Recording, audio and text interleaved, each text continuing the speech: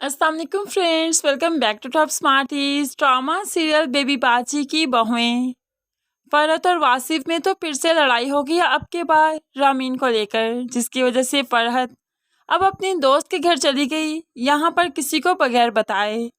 लेकिन वो जानती है कि वो अपनी दोस्तों के साथ गई है, लेकिन किसी को घर में नहीं बताती।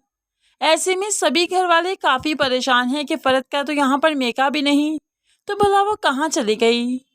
रात के वक्त जब वासिफ आया तो कमरे में पड़ा फरहत का मोबाइल और हैंडबैग देखकर काफ़ी परेशान हो जाता है कि वो कुछ भी साथ लेकर नहीं गई। तो ऐसे में वो क्या करेगी, वो भला कहाँ रहेगी।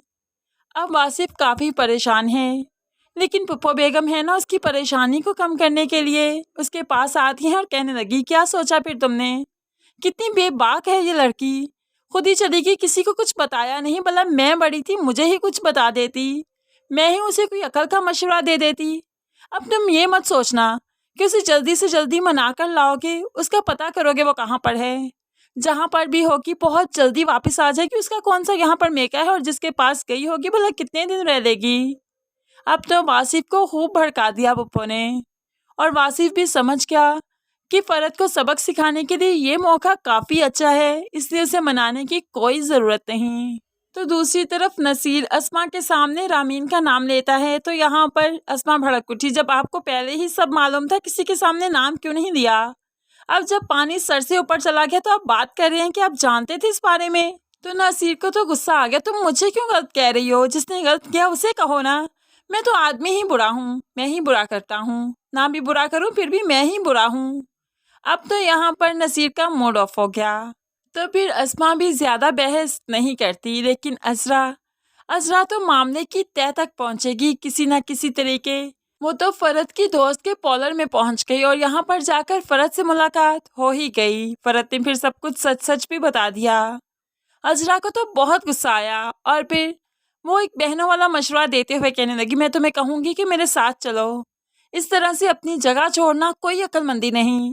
लेकिन फिर जो भी हो जाए, फरहत अभी वापस जाना नहीं चाहती, तभी तो असरा ने ज़्यादा इंसिस्ट नहीं किया, लेकिन कह देती है, ठीक है, मैं भी असरा नहीं, अगर वासिफ को यहाँ लेकर ना आए और वो तुमसे माफ़ी ना मांगे, देख लेना बहुत जल्द वो तुमसे माफ़ी मांग कर यहाँ से ले ही जाएगा। अब तो थोड़ी सी फरहत को भी तसल्ली हो गई और असरा यहाँ से चली भी गई। लेकिन दूसरी तरफ जिसे इतना भड़का दिया पुप्पो ने, वो भला कैसे इतनी आसानी से मानेगा। अब तो वलीद ने भी वासिफ पर गुस्सा किया, अब जानते भी हैं आप एक गैर लड़की के लिए अपना घर बर्बाद कर रहे हैं, अपनी खुशियां दांव पर लगा रहे हैं। अब यहाँ पर तो पुप्पो का भड़काया हुआ बोल ही पड़ा, मैं जानता हूँ मैंने क्या करना है और कैसे ज़िंदगी गुजारनी है, किसी को मुझे मशवरे देने की कोई ज़रूरत नहीं। वासिफ तो यहाँ से भड़क कर उठकर चला जाता है, और वलीद परेशान हो गया कि ये हमारी बात क्यों नहीं सुन रहा। आखिर गलती भी इसकी है, तो जाकर मनाने में क्या ही हर्ज है।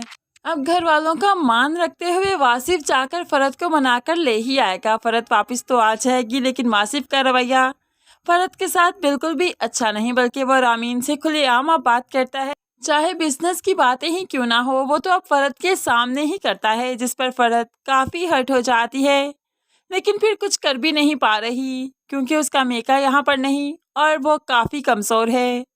बेशक एक लड़की मेके के बगैर कमज़ोर ही हो जाया करती है, मेका बहुत बड़ी ढाल हुआ करता है।